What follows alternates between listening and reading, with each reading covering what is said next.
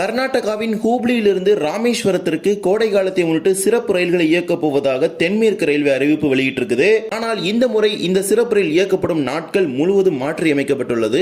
எதனால் இந்த திடீர் மாற்றம்? மேலும் தமிழ்நாட்டில் புதிதாக ஒரு நிறுத்தம் வழங்கப்பட்டிருக்கிறது. தமிழ்நாட்டின் வழியாக செல்லக்கூடிய ரயில்களுக்கு புதிய நிறுத்தங்களும் ஒப்புதல் வழங்கப்பட்டிருக்குது. மேலும் ரயில்வே டிக்கெட் தொடர்பான ஏராளமான சீர்திருத்தங்கள் ரயில்வே துறையின் சார்பாக மேற்கொள்ளப்பட்டிருக்குது. குறிப்பாக போர்டிங் பாயிண்ட் மாற்றுவது மற்றும் ரயில் டிக்கெட் முன்பதிவை ரத்து செய்வது, இது போன்ற ஏராளமான விஷயங்கள்ல திருத்தங்களை கொண்டு வந்திருக்காங்க. எந்தெந்த மாற்றங்கள் அது வாங்க விரிவாக இந்த வீடியோல பார்க்கலாம். சேனலுக்கு புதுசா வந்தீங்கன்னா மறக்காம சப்ஸ்கிரைப் பக்கத்துல பெல் ஐகானை போட்டுருங்க. அப்பதான் நம்ம போற ஒரு வீடியோட நோட்டிபிகேஷன் உடனுக்குடன் வரும். வாங்க வீடியோக்குள்ள போகலாம். கோடை காலத்தை முன்னிட்டு ஹூப்ளியிலிருந்து ராமேஸ்வரத்திற்கு சிறப்பு வாராந்திர ரயிலை இயக்கப் போவதாக தென்மேற்கு ரயில்வே அறிவிப்பு வெளியிட்டிருக்குது. கடந்த நவம்பர் மாத இறுதியுடன் ஹூப்ளி ராமநாதபுரம் இடையே இயக்கப்பட்ட சிறப்பு ரயில் திடீரென நிறுத்தப்பட்டது. இந்நிலையில் இந்த சிறப்பு ரயில் மீண்டும் இயக்க வேண்டும் என்ற ஒரு கோரிக்கை தொடர்ந்து முன்வைக்கப்பட்ட நிலையில் இந்த ரயில் மீண்டும் இயக்கப்பட இருக்குது. ஆனால் நாட்கள் முழுவதும் மாற்றி அமைக்கப்பட்டிருக்கிறது. ஏனென்றால் ஞாயிற்றுக்கிழமை காலையில தான் இந்த ரயில் ராமேஸ்வரத்துக்கு வந்து சேரும். ஞாயிற்றுக்கிழமை ராமேஸ்வரத்துல பாத்தீங்கன்னா கடுமையான ஒரு நெரிசல் இருக்குது. நடைமேடை பற்றாக்குறை, இது போன்ற ஏராளமான சிக்கல்கள் இருக்குது. நடைமேடை 5 கட்டுமான பணிகள் முழு அளவில் முடிஞ்சிருச்சுன்னா கூடுதல் ரயில்கள் இயக்குவதற்கான ஒரு வாய்ப்பு கூட கிடைக்கும். இதனால தற்போது இந்த ரயில் இயங்கும் நாட்களை முழுவதும் மாற்றி அமைச்சிருக்காங்க. முன்னதாக பாத்தீங்கன்னா சனிக்கிழமை ஹூப்ளியிலிருந்து புறப்படும், ஞாயிற்றுக்கிழமை ராமேஸ்வரத்திலிருந்து புறப்படும் ஒரு பெர்ஃபெக்டான வீக்கெண்ட் ட்ரெயினா இருந்துச்சு. பட் இப்போ ஹூப்ளியிலிருந்து ஞாயிற்றுக்கிழமையும் ராமேஸ்வரத்திலிருந்து திங்கட்கிழமையும் இந்த ரயில் புறப்பட இருக்குது. ஆனால் ராமநாதபுரத்தில் நிறுத்தாமல் ராமேஸ்வரம் வரைக்கும் ரன் ஆக போகுது. Train number 07355 07356 Hubli Rameswaram Hubli special. ஹூப்ளியிலிருந்து ஏப்ரல் 5ஆம் தேதியிலிருந்து மே 31ஆம் தேதி வரை 9 ஞாயிற்றுக்கிழமைகளில் காலை 6:50 மணிக்கு ஹூப்ளியில் புறப்படும் இந்த ராமேஸ்வரம் சிறப்பு ரயிலானது பெங்களூரின் பானஸ்வாடி ரயில் நிலையத்தில் மதியம் 2:43 மணிக்கு புறப்பட்டு ராமேஸ்வரத்திற்கு மறுநாள் திங்கட்கிழமை காலை 5:20 மணிக்கு வந்து சேரும். மீண்டும் மறுமார்க்கத்தில் ராமேஸ்வரத்திலிருந்து ஏப்ரல் 6ஆம் தேதியிலிருந்து ஜூன் 1ஆம் தேதி வரை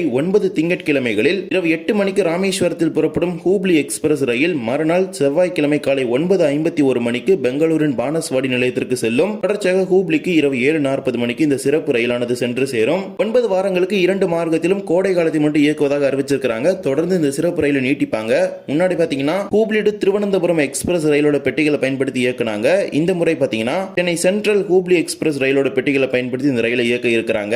அதன்படி இந்த ரயில்ல ஒரு first AC class, 2 AC 2 tier, 3 AC 3 tier, 6 sleeper, 4 அண்டர்சவுட், 2 எஸ்எல்ஆர் யூஓஜி சேர்த்து மொத்தமாக 18 பெட்டிகள் இருக்கிறது. இந்த சிறப்பு ரயிலுக்கான முன்பதிவும் இப்போது துவங்கி இருக்கிறது. ஹூப்ளியிலிருந்து ஹவேரி, ராணிபினூர், ஹரிஹர், தாவங்கேரே, சிக் ஜஜூர், பிரூர், அர்சகேரி, திப்தூர், தும்கூர், பானஸ்வாடி, ஹோசூர், தர்மபுரி, சேலம், நாமக்கல், கரூர், திருச்சிராப்பள்ளி, புதுக்கோட்டை, காரைக்குடி, சிவகங்கை, மானாமதுரை, ராமநாதபுரம் ஆகிய ரயில் நிலையங்களில் நின்று இந்த சிறப்பு ரயில் ராமேஸ்வரத்திற்கு இயங்கும் என அறிவிச்சிருக்கிறாங்க.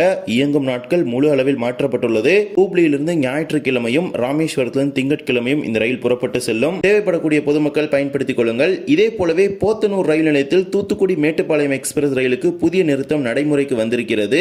Train number 12766 12765 Thoothukudi Mettupalayam Thoothukudi express ரயில் இப்போது வாரம் 2 முறை இயங்குகிறது. இந்த ரயில் போத்தனூர் ரயில் நிலையத்தில் நின்று செல்ல இருக்கிறது. அதன்படி தூத்துக்குடியிலிருந்து வியாழன் மற்றும் சனிக்கிழமைகளில் இரவு 11:40 மணிக்கு புறப்படும் மேட்டுப்பாளையம் எக்ஸ்பிரஸ் மறுநாள் காலை 6:18 மணிக்கு போத்தனூரில் நின்று புறப்படும். தொடர்ச்சியாக மேட்டுப்பாளையத்திற்கு காலை 7:40 மணிக்கு சென்று சேரும். ரிட்டர்ன் மேட்டுப்பாளையத்திலிருந்து வெள்ளி மற்றும் ஞாயிற்றுக்கிழமைகள்ல இரவு 7:45 மணிக்கு புறப்படக்கூடிய தூத்துக்குடி எக்ஸ்பிரஸ் போத்தனூரிலிருந்து இரவு 8:45 மணிக்கு புறப்பட்டு தூத்துக்குடிக்கு மறுநாள் காலை 4:15 மணிக்கு வந்து சேரும். சோதனை அடிப்படையில் இந்த புதிய நிறுத்தத்தை வழங்குவதாக தெற்கு ரயில்வே குறிப்பிட்டிருக்கிறது. பொதுமக்கள் பயன்படுத்திக் கொள்ளுங்கள். கோயம்புத்தூரின் 2வது முனையமாக போத்தனூரே வரை இருக்கிறது. அதன் அடிப்படையில் தற்போது போத்தனூரிலும் இந்த புதிய நிறுத்தம் நடைமுறைக்கு வந்திருக்கிறது. இது மட்டுமல்லாமல் நமது தமிழ்நாட்டிலிருந்து செல்லக்கூடிய 2 ரயில்களுக்கு ஆந்திர மாநிலத்தில் ரயில் நிலையத்தில் புதிய நிறுத்தம் வழங்கி இருக்கிறாங்க.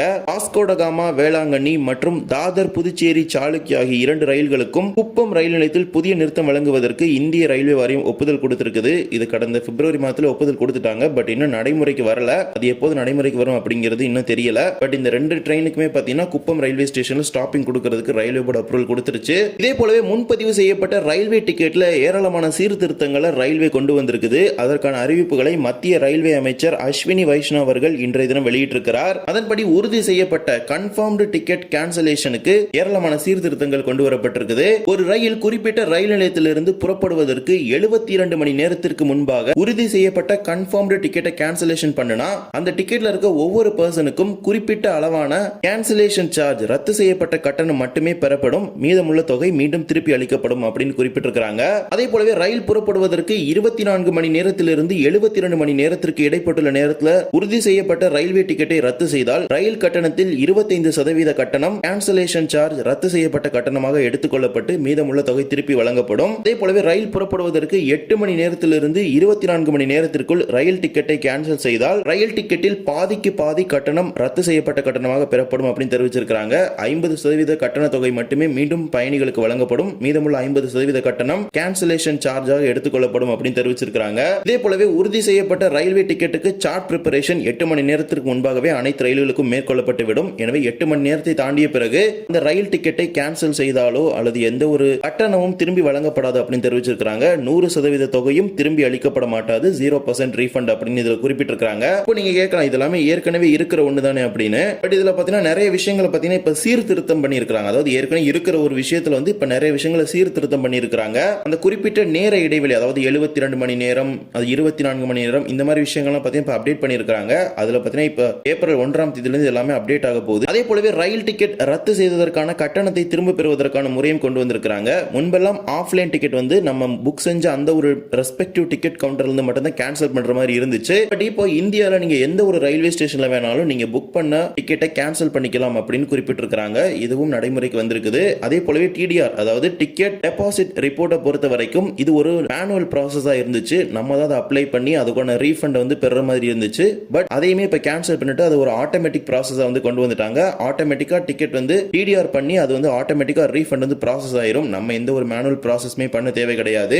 இதே போல தான் முன்பெல்லாம் பாத்தீங்கன்னா கவுண்டர் டிக்கெட்டை நம்ம அப்கிரேட் அதாவது இப்ப ஸ்லீப்பர்ல இருந்து தேர்ட் டயருக்கு பாத்தீங்கன்னா கிளாஸ் அப்கிரேட் பண்ணணும்னா சார்ட் ப்ரிப்பேர் ஆகிறதுக்கு முன்னாடி பண்ற மாதிரி இருந்துச்சு. பட் இனிமேல் அந்த குறிப்பிட்ட ரயில் நிலையம் அதாவது முதல் ரயில் நிலையம் அந்த ரயில் புறப்படக்கூடிய நிலையத்திலிருந்து அந்த ரயில் புறப்படுவதற்கு 30 நிமிடங்களுக்கு முன்பு வரை நம்ம கிளாஸ் அப்கிரேட் பண்ணிக்கலாம் அப்படிங்கறதையும் குறிப்பிட்டிருக்காங்க. இது மட்டுமல்லாமல் போர்டிங் ஸ்டேஷன்லயும் சில விஷயங்கள் கொண்டு வந்திருக்காங்க.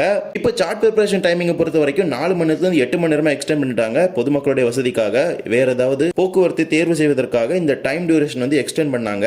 இதனால கடைசி நேரத்தில் ஏதாவது ஒரு பயணிகள் பார்த்தீங்கன்னா அவங்களோட போர்டிங் ஸ்டேஷன் மாத்தணும்னா சார்ட் ப்ரிப்பரேஷன் பண்றதுக்கு முன்னாடி அவங்க மாத்தி இருக்கணும். சார்ட் ப்ரிப்பேர் பண்ணிட்டா போர்டிங் ஸ்டேஷன் மாத்த முடியாது அப்படிங்கிற ஒரு ஆப்ஷன் தான் இருந்துச்சு. பட் இப்ப புதுசா வந்திருக்கிற இந்த ரிஃபார்ம் அதாவது இந்த சீர்திருத்தத்தின்படி அந்த ரயில் புறப்படக்கூடிய முதல் ரயில் நிலையத்திலிருந்து 30 நிமிடங்களுக்கு முன்பு வரை நாம் எந்த ஊரில் இருந்தும் எந்த ஊருக்கு வேணாலும் போர்டிங் பாயிண்டை மாற்றிக்கொள்ள முடியும். குறிப்பாக சென்னை எக்மோர்ல இருந்து நெல்லை எக்ஸ்பிரஸ் கிளம்புதுன்னா நீங்க வந்து தாம்பரத்துல தான் ஏறணும் அப்படின்னா சென்னை எக்மோர்ல இருந்து இந்த ட்ரெயின் கிளம்புற 30 நிமிஷத்துக்கு முன்னாடி வரைக்கும் தாம்பரத்தை போர்டிங் பாயிண்டா வச்சுக்கலாம். பட் அந்த ட்ரெயின் கிளம்புற அந்த 30 நிமிஷம் அப்படிங்கிற டைமிங் வந்துட்டா நீங்க வந்து போர்டிங் பாயிண்ட் மாத்த முடியாது. இந்த மாதிரி தான் போர்டிங் பாயிண்ட்டுக்கு பாத்தீங்கன்னா ஒரு சீர்திருத்தத்தை கொண்டு வந்திருக்காங்க.